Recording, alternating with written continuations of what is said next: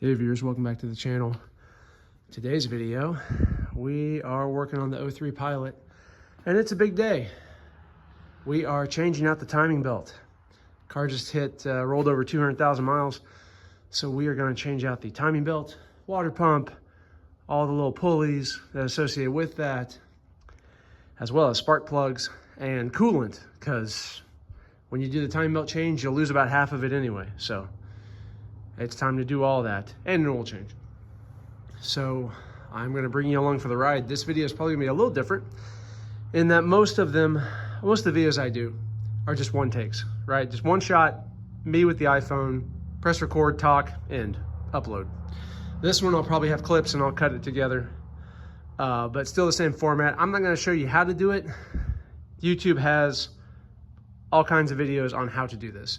I'm just going to show you my experience, what I did, the stages along the way, and any tips, tricks, or problems I had, so that hopefully it will help you when you try to do this. So we got the car jacked up on jack stands, right? First things we need to do, drain the coolant out of the radiator, disconnect the battery, and pull it, and then basically get everything kind of torn apart, all the mud flaps and shields and everything, to get access to the front of the engine, and then we'll start tearing everything off. So I will get started on this, and then I will come back whenever I've got more of it torn apart, and I will show you what we got. So thanks for watching. We'll see what happens. All right, first trick on this, pulling off the serpentine belt. You gotta rotate that idler pulley back to remove tension off the belt, so you can take the belt off. That's a 14 millimeter. You can see my wrench down on there. Your normal serpentine belt tool with a socket will not fit in there. If you've got that serpentine belt tool with a 14 mil crow's foot, that would work. I don't have that because my Harbor Freight tool came with 13 and 15 millimeters, because that's how life works. So for me, I'm using a normal box wrench, but unless you are stronger than me, and you probably are, that is not long enough to get enough leverage. So either get a long 14 mil wrench, or do the linking wrenches trick that I'm sure a lot of you know, right? Where you can kind of hook another wrench on the end and get more leverage. So that was my setup to solve this problem. So hope that helps you. On we go. Okay, we are back. Here's our progress. So we've done a bunch of things. So let me tell you what we've done. First, we've pulled the spark plugs. Those are fun. The front ones are easy. The back ones are not. Just take your time, fiddle with the extensions to try to finesse them out. You should have no issues. For my particular car with an 03, that power steering pump has a separate drive belt. It is not one serpentine belt. So it requires a little bit of care and feeding. So we actually had to pull the motor mount first and then pull the power steering pump. The bolts are pretty hidden. Of note on this power steering pump is there are 2 bolts, and this little stud here is what actually holds tension on that power steering belt. It was not obvious to me. I had to look it up on YouTube. So that's how it tensions. So break that nut loose, then pull the 2 power steering bolts, and then once you loosen and pull that bottom bolt, this thing will detension itself, and you can get that power steering belt off. If you're doing this timing belt job, replace these belts, because especially the power steering, because it's a pain in the butt. You have to pull the motor mount, which is right over there in the floor, 2 pieces. So you have to jack the engine up, put a jack and a block underneath the oil pan, and if you jack the engine up high enough, then the bottom motor mount bolt will just clear this frame rail. By default it won't, and so you have to jack the engine up higher than you want to, and you'll be scared you're going to break something the whole way. But it does get the bolt out. So you can see we've got the timing covers pulled off. We're getting ready to pull the timing belt itself. The other big thing for this is getting the crank pulley off, the crank and harmonic balancer. That bolt sucks. Plan A was to use, let me see if I can find it here. Plan A was to use this. This big chunky socket, specially designed for this. This thing weighs 1.5 pounds. The idea being that it's got a lot of inertia and mass to beat against that bolt and actually take it off more, you know, without a lot of pain, But the Ryobi impact was not up to the task. You have to put extensions on this thing to get clearance, and even, you know, I had a 2-inch extension like that. Just didn't have enough oomph. So we resorted to breaker bars. So if you watch any of the videos on removing this, you'll know you've got a special Honda tool. Don't buy it from Honda, buy it from Amazon, from China. It's cheaper. It's just a piece of steel. Rig up a breaker bar, thread it in between this lower control arm to hold it, and then to break that bolt loose, if you have a better impact, which you should, I need to replace mine, then just zip it off and you're done. But if you don't, then breaker bar. So I used basically a socket, extension, 2 extensions actually. I had to do 2 1-foot extensions, a breaker bar, and then that cheater bar there. And you will give it everything you got, and you will hear a very loud pop. You will be scared, and then the bolt will come right out. So that is easy peasy. Once you're done with that, there's a little washer that's on here. You pull that off, then you reinstall this bolt so you can turn the engine. Since you have to do the spark plugs anyway at this maintenance, we pulled them out first. That way it's easy to turn the engine over because you have no compression. And then you just get the motor turned to where everything is timed. So what you can see there, we put a white paint mark there. One of the teeths is marked, and there's an arrow on the block. You line that up there, and then you go up top. And you will see each cam is going to have an arrow here, corresponding arrow there. If you got the crank pulley lined up and these are not there, they're probably going to be 180 degrees off. Rotate the crank pulley around another pass, and they should line up. This is crucial. Do not skip this at all, or you will mess up. So that's where we are at. And now we are getting ready to pull the tensioner, get the old belt off, get the water pump out, and start putting this thing back together. So thanks for coming along the journey. All right, we have everything torn apart. So the timing belt is off, the water pump is off, idler pulley, tensioner pulley, all that stuff. One method that some videos have talked about for detensioning the belt is there's some threaded bolt hole by the tensioner pulley that you can thread a bolt through, or the battery hold down rod through to basically thread and press on the pulley or somehow such that it will detension the belt. We couldn't find that anywhere, so we just decided to pull everything. So we pulled the tensioner pulley first, just a single bolt. Do it slow, nice and easy so you don't break anything. And that was enough that came out easily enough to then detension the belt. You can pull the belt off, then you can actually pull the tensioner cylinder.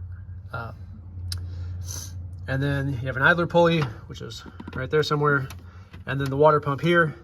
5 bolts for the water pump. They should all be the same. If you pull a bolt that doesn't look like the others, you pulled the wrong one that I did, which was, I believe, this guy right here. Don't pull that one. You don't need to. It's longer. It'll let you know. So we got everything all cleaned up. Make sure you scour this surface with a light abrasive. We use 220 grit sandpaper and then wipe it down with brake clean. So we are ready to put it all back together. So I'll keep you updated. Okay. Well, tragedy has struck. You knew this would happen.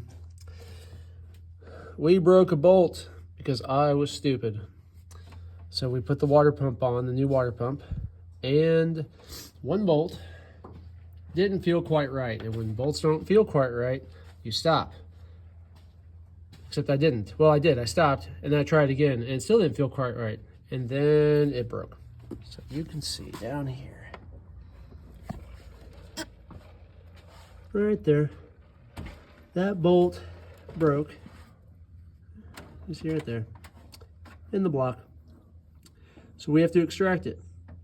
We're going to use a bolt extractor to pull that out. And then we bought new bolts from the Home Depot. And we will try this again. So lesson learned here is when you're torquing these down, these water pump bolts are 9 foot-pounds. I used a 3/8 drive torque wrench. 9 foot-pounds was at the bottom end of its capabilities. And that is just too much. There's too much variability, too much play, and I think that was my problem. So the lesson learned here is convert that to like inch-pounds and use a 1/4 inch drive, inch-pound torque wrench and go easy, because this thing snapped on me very easily. So take care with these bolts. We'll see you when we have this fixed. All right, the new timing belt is on, new water pump is on, all the idler pulleys and tensioner pulleys and everything are on, and we got the motor mount on. So I figured I'd show you what we did and what we got. Some of the tricks here, once you get the timing belt all routed, you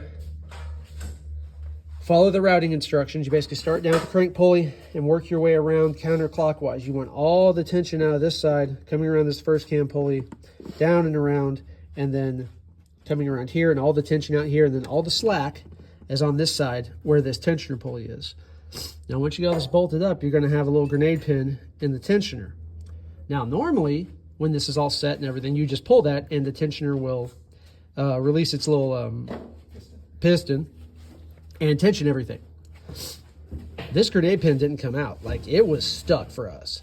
We were able to pull it out enough to release the tension on the piston, but it still wouldn't come out. We finally ended up just kind of bending it and breaking it off. So it's almost flush in the cylinder. There's still a little piece, but it just wouldn't come out.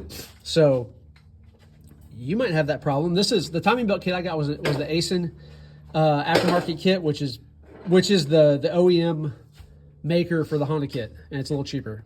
So timing belt is on. Once you get everything all tensioned and verify that your timing marks are still good, manually rotate the engine a couple revolutions. Make sure you go all the way around and to seat that belt. Make sure you haven't skipped a tooth or anything slipping. Check your tensions, double, triple check everything, so that all the marks are still aligned. Ours are. So we're putting it back together. So we got the motor mount here first, and then we're going to do all the timing covers and everything. As a reminder, when you're rotating the engine, rotate it clockwise. Do not rotate it counterclockwise. You will break things, and you will be sad. Also, fun fact, we bought a new tool because if you've been following the videos, there's the GS. I need to do an update video, I'm sorry. But we bought a proper torque wrench because the torque spec on the crank bolt calls for an angle as well as a torque spec, and my Harbor Freight wrenches don't do angles. So we bought a gear wrench flex head that'll do angles and everything, and this thing is cool. This is one of these tools that once you buy one and you use it once, you realize why people buy them, because they're pretty cool. So that is it. We're gonna put this thing back together and I'll bring you along. All right, here's our last clip. We got it all back done, put together. No other real tips and tricks. You just gotta pay attention to what you take apart, and so you put it back together the same way. Cranking down that crank pulley, torquing it down that main crank bolt to 181 foot-pounds. It is tight. It is very tight. So be sure you have a good torque wrench for that. We also changed the spark plugs while we were doing this, and changed the coolant. For a coolant change here, you want one of these spill-proof funnels to help burp the system. So look those up if you haven't ever seen that. So that's what we're currently doing now, is we filled the system up cold as much as it would take, and now we turn the engine on. We have this hopper of coolant full, and then as the engine warms up, the thermostat will open, the heater core will get going, and all that kind of stuff to circulate the coolant even more. And we want to just burp out all the air bubbles. And after that, that's basically put the wheel back on, put all the trim and the mud flaps, all that stuff done, and then we can call it a day and a successful job. Other things we did, that power steering belt and the serpentine belt, we did new belts on each, because while you're doing this, you really should. You might as well. If your belts are 100,000 miles old, change them. They're cheap, since you have to take them off anyway. That's all I got. Hope you all enjoyed the video and it was helpful to you. If you like what you see, feel free to support the channel by using our Amazon link in the show notes. Everything you buy through that link, a kickback goes to the channel. It costs you no extra, and we greatly appreciate it. Also, like, share, and subscribe, and we'll see you in the next video.